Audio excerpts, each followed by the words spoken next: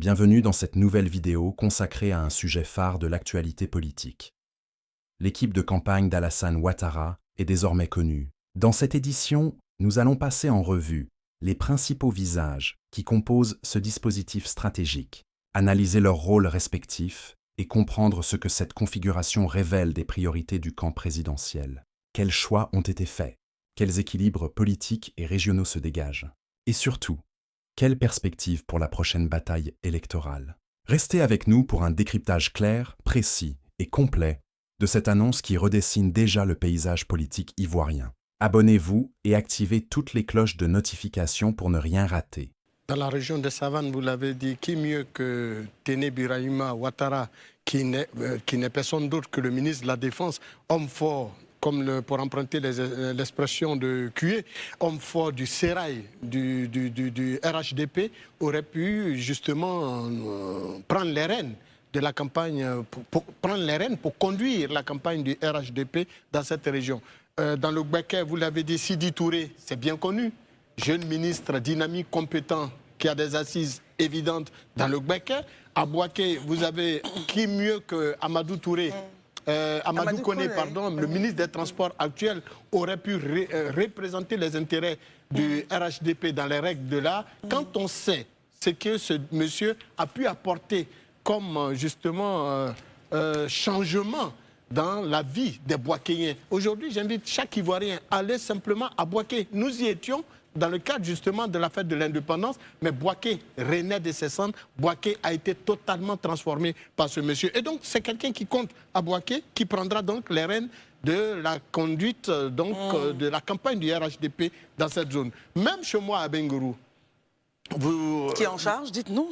Siandou Fofana, bien sûr. Oui. Siandou Fofana, mais il est entouré par le ministre comme DRC, directeur régional de campagne adjoint, par le ministre Adam Kakou. Mais à côté de ce dernier, il y a également le président du conseil régional, Wadja Essé. Il y a d'autres cadres et non des moindres. En tout cas, je l'ai dit ici plusieurs fois, peut-être que j'ai été entendu mais pas écouté.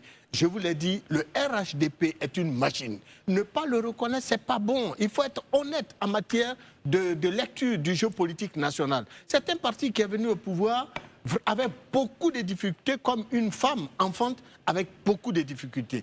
Et puis, une fois venus au pouvoir, ils ont totalement installé leurs bases. Ils ont assis leur dynamique. Et aujourd'hui, le RHDP est bel et bien représentatif sur le territoire national. Vous prenez à Bongouanou, oui. À Bongouanou, vous avez un monsieur comme l'inspecteur général d'État, Awandoli Théophile. Mais qui mieux que lui aurait pu justement prendre la conduite des rênes justement de la campagne du RHDP dans cette zone. Et donc, pour vous, les hommes ont été bien choisis pour les régions.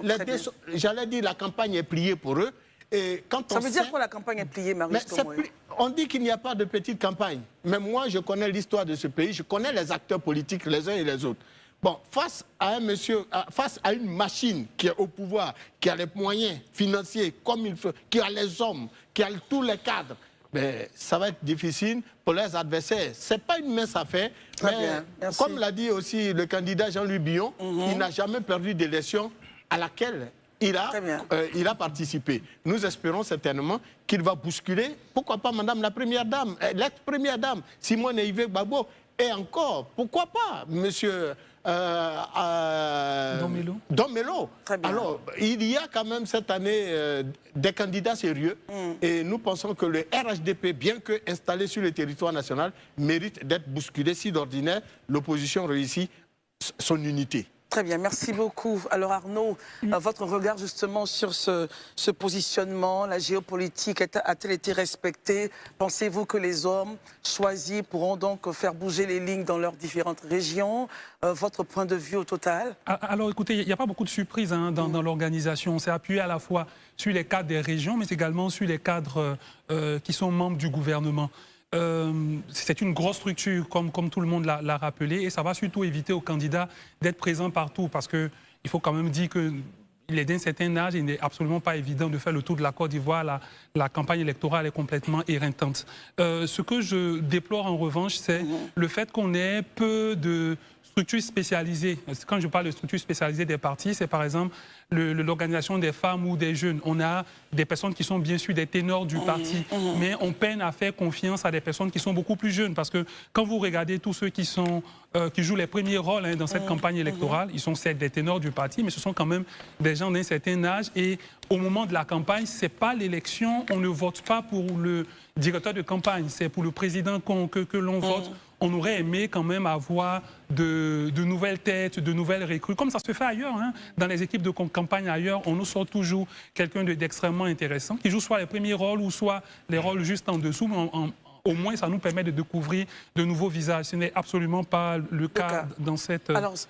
Arnaud, justement, est-ce que selon vous, une campagne n'est-elle pas aussi le lieu d'aller à la stratégie, donc d'être très froid et de regarder froidement qui peut, dans ce dispositif-là, nous faire du bien? Est-ce que vous ne pensez pas que le parti aurait estimé, par exemple, que pour les jeunes, pour les femmes, il faut faire confiance à ces personnes-là? C'est justement là qu'est mon problème. Pourquoi on estime que lorsqu'on parle de personnes capables de porter les couleurs du parti, on ne retrouve aucun jeune, aucune femme? Ça dit sur toute l'étendue. Non, il y a des femmes quand même dedans. Non, quand je dis...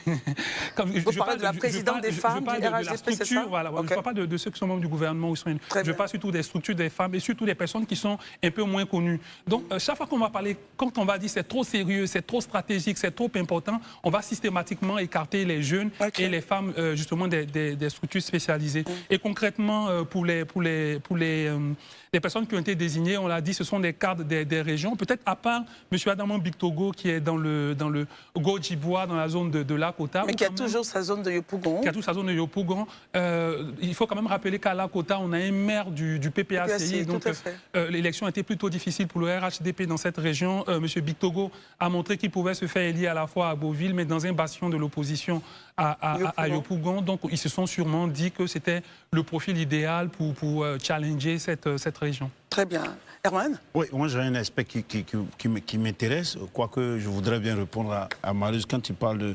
de partis au pouvoir qui ne pourra pas peut-être perdre des élections. On a vu ailleurs des partis au pouvoir perdre des élections législatives. Ce qu'on note ici... Législatives?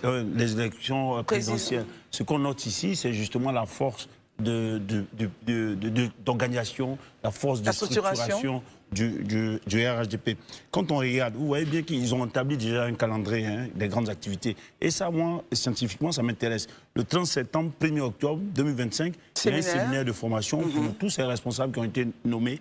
2 octobre 2025, l'investiture officielle de la direction nationale de campagne.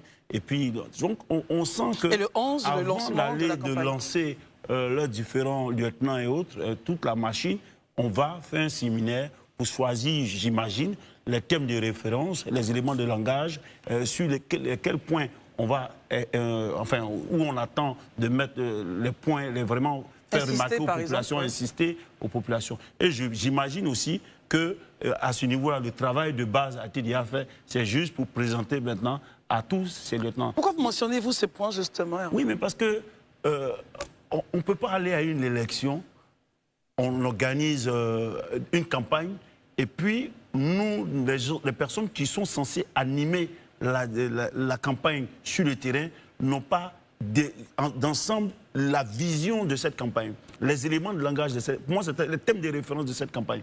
Parce que ce n'est pas tout on dit à une campagne, ce n'est pas tout on fait à une campagne. Il y a ce sur quoi on veut insister. Vous savez bien que c'est le parti au pouvoir, donc ce parti au pouvoir va venir défendre un bilan. Donc face à la défense de ce bilan-là, les candidats de l'opposition qui sont en face vont essayer d'insister sur les méfaits, les mauvais points de ce gouvernement, ce qu'ils n'arrivent pas à faire. Donc il faut forcément avoir un certain arsenal au niveau de la communication pour pouvoir répondre vis-à-vis de ces arguments-là que ceux d'en face vont nous apporter. Très bien. Marius? Oui, il m'interroge. Non, je n'ai pas dit que... Et ça, tout le monde le sait, bien évidemment, et sous d'autres cieux, bien des partis politiques au pouvoir ont perdu véritablement le pouvoir face à leurs oppositions. Mais dans le contexte de la Côte d'Ivoire, c'est de ça que je parle. Et quand vous tenez compte du choix des responsables en charge de gérer la campagne présidentielle du régime actuel au cours de cette élection, vous comprenez bien que le choix tient compte d'une géopolitique nationale sur laquelle mise justement le RHDP depuis des années. Monsieur Marius, cette configuration-là, tout parti au pouvoir, ce n'est pas forcément le RHDP. Tout parti au pouvoir qui est en train de défendre son pouvoir va forcément tenir compte de ses cadres et de la géopolitique en fonction des capacités de ses cadres. À la seule différence que, au niveau justement des partis de l'opposition, eh bien, le jeu sera totalement difficile, absolument difficile, dans la mesure où... On va s'écouter, la déclaration déjà du PDCI-RDA, la déclaration du PPACI, qui disent ne pas accompagner un seul des candidats, même retenus par le Conseil constitutionnel, constitue déjà un frein pour ces candidats. Merci Marius. Ce n'était pas les deux éléments que vous venez d'évoquer, ce n'était pas votre postulat. Laissez-moi terminer. Vous avez dit dans votre postulat que un parti qui est au pouvoir ne peut pas s'imaginer perdre les élections. Je vous ai dit, non, c'est entre autres, je vous paraphrase. Très bien. Et je vous ai rétorqué que ailleurs dans ce monde-là, il y a eu des partis au pouvoir qui ont été battus par l'opposition. Au Ghana tout près ici, on a vu. Voilà. Donc, pour revenir au cas présent, c'est vrai, l'opposition ivoirienne peine par son manque d'union, d'unité et autres. C'est vrai, ce sont des arguments. C'est un frein. Ce sont des freins. Mais on est d'accord que en face, il faudrait respecter les candidats de l'opposition. Merci beaucoup, messieurs. Parce qu'ils ont aussi leur stratégie face aux candidats de pouvoir. Merci Herman. Oui, Arnaud. Oui, mais ce que je voulais dire, lorsqu'on dit que l'élection, enfin, le RHDP est extrêmement bien structuré, c'est vrai, mais en même temps, l'opposition en face n'est pas celle qu'on attendait. Parce que premièrement, vous avez un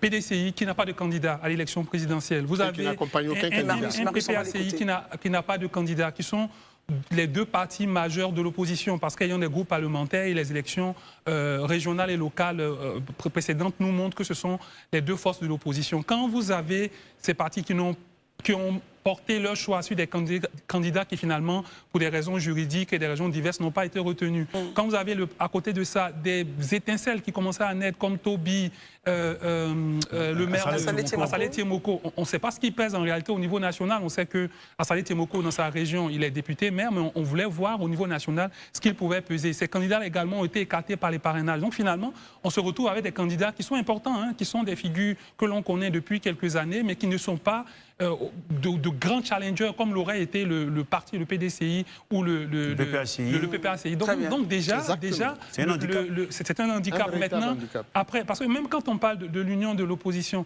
enfin l'opposition peut se mettre ensemble ou ne pas se mettre ensemble, c'est son choix, mais quand on n'a déjà pas suffisamment l'opposition n'est suffisamment pas représentée avec toutes les forces qui sont au Parlement. Aucun de ces candidats ne serait-ce qu'au Parlement. Un groupe parlementaire ne serait-ce qu'un groupe parlementaire. Donc après, l'élection, on peut dire presque pliée pour le RHDP, peut-être, je l'entends bien, mais il faut quand même reconnaître que les plus grosses pointues ont été écartées pour des raisons juridiques. Alors justement, Gandhi, est-ce que vous dites, avec la structuration qu'on a, avec la configuration politique qu'on a, l'élection est déjà pliée pour le RHDP? Est-ce que vous validez ce verbatim-là? Non, je ne valide pas, ce n'est pas mon avis. Pour la simple raison que je dirais que l'élection est pliée sur papier. En fait, c'est comme au cours d'un match, l'élection est pliée sur papier. Et si vous avez remarqué, le RHDP a fait tout ça pour d'abord dissuader les populations. Parce que vous savez, une campagne, c'est une compétition. Ils ont fait quoi quand vous dites tout ça dissuader à travers les personnages. Vous voyez dans nos régions aujourd'hui, parce qu'il y a, quoi qu'on dise, il y a un facteur important, les cadres. Je vous ai dit tout à l'heure, c'est les élites du RHDP qui ont été mises en première ligne. Donc, ils ont déjà une assise dans leur région. Bien sûr. Au-delà des élus, on a ajouté quelques grosses têtes, qui, même si elles ne sont pas des élus, qui sont en contact, qui peuvent régler les problèmes. Parce que nos populations, qu'on le veut ou pas aujourd'hui, il y a un facteur, la pauvreté. Vous voyez, et puis elles ne sont pas trop matures pour pouvoir comprendre. Mais je dis, sur papier, le RHDP a déjà gagné... Quand vous dites qu'elles ne sont pas trop matures, bon, expliquez un peu. Non, en fait, en griffe, quand je dis quoi, est-ce qu'aujourd'hui, à la réalité, nos populations... Quelles sont ces populations-là qui peuvent apprécier un programme de gouvernement? Bon, quelle population? Quel type de population? Abidjan, à l'intérieur? Vous voyez même aujourd'hui, quoi qu'on dise, qui choisit? On dit c'est les populations qui votent. Il y a combien d'Ivoiriens qui prennent la peine de lire? Aujourd'hui, je suis persuadé que nombreux sont les Ivoiriens qui ont déjà leur candidat, même quand ils ne sont pas militants. À la réalité, c'est un militant qui dit, bon, moi j'ai mon candidat, mais ceux qui ne sont pas militants, ils sont combien qui vont prendre la peine de pouvoir analyser les différents projets pour pouvoir faire un choix? C'est déjà stéréotypé. Parce que, excusez-moi, pour ceux qui sont dans les zones rurales, c'est le grand type, celui qui vient souvent décanter la situation, c'est celui-là. Alors qu'aujourd'hui, c'est de choisir le président de la République. Ce président de la République, qu'est-ce qu'il a fait? Qu'est-ce qu'il pourrait faire? Très bien. Ça, les populations n'ont pas tout. Mais moi, ce que je vais dire, tout à l'heure, ils l'ont déjà dit, hein, c'est plié sur papier. Mais ça nous saurait justifier déjà qu'on ait vraiment un changement bien du cataclysme. On a vu à Montano, à Boisseau, avec tous les gros moyens tels qu'il a perdu les élections. Atia Salé devant le jeune Assalé, si il peut m'exprimer ainsi, on a eu un grand dinosaure qui a aussi perdu les élections. Donc rien n'est là, le défi, justement, le défi est, là, la balle est dans le camp de ce qu'on peut appeler les candidats de l'opposition. C'est à eux de marquer, de voir ces failles-là, avoir le discours approprié pour changer la donne, et c'est possible. Très bien. On termine avec votre point. Oui, non, ce que je voulais dire, c'est que ce n'est pas propre à la Côte d'Ivoire. Le fait de... déjà, le fait de ne pas analyser les projets de société, malheureusement, c'est le cas dans beaucoup de pays africains. Mais ce que je veux dire, c'est qu'il y a beaucoup de facteurs qui peuvent pousser à adhérer à la vision d'un homme politique. Il y a bien sûr son idéologie, les projets qu'il a, etc. Déjà, il faut qu'on les ait même pour les différents candidats parce qu'on parle peu d'idées dans la politique en Côte d'Ivoire. Mais au-delà, quand vous regardez même l'élection en France, la première élection du président Macron, il n'avait même pas encore dévoilé son projet de société, il caracolait en tête des sondages. Donc, c'est pour dire que ce n'est pas forcément propre à la Côte d'Ivoire parce qu'il y a différents facteurs de socialisation politique. Maintenant, après, bien sûr, il faut une maturité des populations.